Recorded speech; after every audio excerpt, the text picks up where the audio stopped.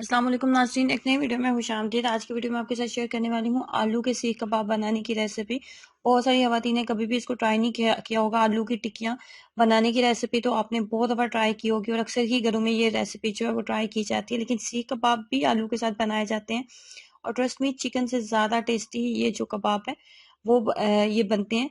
और मैंने तो जब भी ट्राई किया मुझे तो बहुत पसंद आते हैं और आप भी इनको ट्राई कीजिएगा।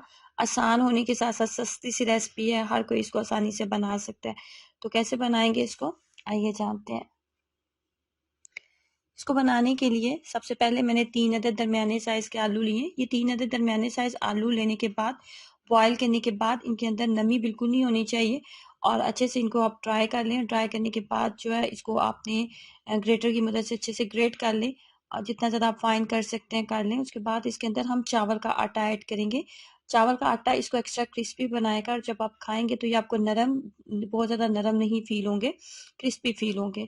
3 बड़े खाने के चम्मच मैंने इसके अंदर चावल का आटा ऐड किया। चावल का आटा ऐड करने के बाद हम इसके अंदर ब्रेड क्रम्स ऐड करेंगे। ब्रेड क्रम्स 2 अदद ब्रेड के मैंने फ्रेश मेरे पास स्लाइस थे ब्रेड के और उनको मैंने सिंपल ग्राइंड किया था। अगर आपके पास 3 से 4 दिन पुरानी ब्रेड मौजूद है तो उसको भी ग्राइंड करके आप इस्तेमाल कर सकते हैं। 4 बड़े खाने के चम्मच ब्रेड क्रम्स ऐड करने के बाद मैंने इसके अंदर जो है सब्ज़ धनिया ऐड कर रही हूँ और उसके बाद हम इसके अंदर प्याज भी ऐड करेंगे। प्याज को अच्छे से आपने बारीक जब चॉप कर लिया ना, उसके बाद हाथ की मदद से प्रेस करें और उसके अंदर से जितना भी उसका एक्स्ट्रा पानी है उस पानी को निकाल दें और निकालने के बाद प्याज को इसके अंदर ऐड कर देंगे।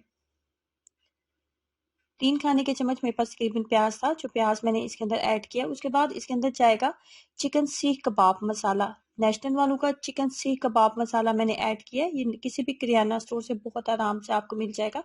जब भी आप बाज़ारी मसाले का इस्तेमाल करते हैं तो मज़ीद इसके अंदर किसी भी गरम मसाले, ज़ीरा पाउडर, लाल मिर्च पाउडर या फिर चिली फ्लेक्स को डालने की, इवन नमक डालने की भी हमें ज़रूरत नहीं होती।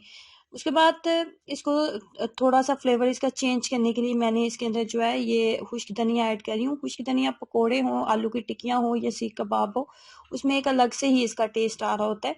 तो मैं इसके अंदर जो है 1 बड़ा खाने का चम्मच जो है मैं इसके अंदर खुश्क धनिया पाउडर भी ऐड कर दूंगी।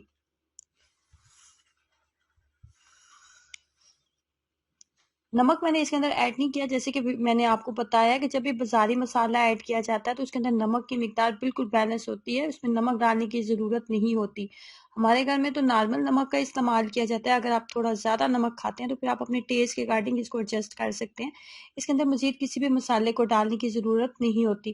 ये बिल्कुल एक परफेक्ट मसाला बन चुका है। हाथ की मदद से अच्छे से मिक्सअप करने का फ़ायदा ये होगा कि ये अच्छे से मिक्सअप हो जाएगा। जब आप इसको हाथ की मदद से अच्छे से मिक्सअप कर चुके हैं तो उसके बाद अपने हाथों को ऑयल लगाएं। ऑयल लगाने का फ़ायदा ये होगा कि आपके जो सीख कबाब हैं वो बहुत अच्छी शेप में बन जाएंगे। अगर आपके पास सीखें मौजूद हैं तो उसके साथ आप इसको बना सकते हैं। मेरे पास तो कोई सीख मौजूद नहीं थी, मेरे पास तो इस वक्त सिर्फ पेंसिल मौजूद थी, तो मैंने पेंसिल का इस्तेमाल करते हुए पेंसिल के ऊपर भी मैंने कुकिंग ऑयल लगा लिया था और हाथ की मदद से इसको इस तरीके से प्रेस करते जाएंगे और सीख कबाब के ऊपर जिस तरह की शेप होती है ना, बिल्कुल उसी शेप में हम इसको ले आएंगे।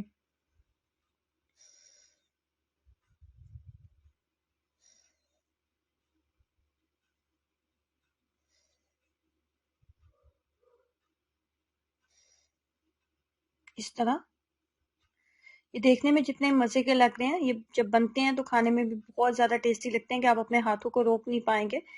और इसके बाद ये मैंने ग्रिल पैन का इस्तेमाल किया। ग्रिल पैन का इस्तेमाल करने की रीज़न ये थी कि जो मेरे पास फ्राई पैन था ना, वो इतने बड़े साइज़ का नहीं है, वो दरमियाने से साइज़ का है, तो उसके ऊपर इन सब ने पूरा नहीं आना था, तो मैंने इसलिए ग्रिल पैन का इस्तेमाल किया। अगर आपके पास ग्रिल पैन नहीं है, आपके पास बड़े साइज़ का फ्राई पैन मौजूद है, तो आप फ्राई पैन का ही इस्तेमाल करें। अगर फ्राई पैन भी मौजूद नहीं है तो नॉर्मल तवे के ऊपर भी ये बन जाते हैं, ख़राब बिल्कुल नहीं होते। तो आप इसके अंदर कॉर्नफ्लोर या किसी और आटे का इस्तेमाल ना कीजिएगा, आपने चावल के आटे का ही इस्तेमाल करना है इसके अंदर, ताकि ये क्रिस्पी बने और खाने में आपको ज़्यादा टेस्टी लगे। जब एक साइड पे ये बन जाए तो इसकी जो दोनों साइड्स हैं उनको भी आपने जो है अच्छे से आपने कुक कर लेना है, ताकि उनके ऊपर एक अच्छा सा गोल्डन सा कलर आ जाए। अगर आपने आज से पहले इस रेसिपी को ट्राई नहीं किया तो इसको ज़रूर ट्राई कीजिएगा, क्योंकि ये आपको और आपकी फैमिली को बहुत पसंद आने वाली है। तो ट्राई करें और अपना एक्सपीरियंस ज़रूर शेयर कीजिएगा। वीडियो को लाइक करना और चैनल को सब्सक्राइब करना मत भूलें। अल्लाह हाफिज़।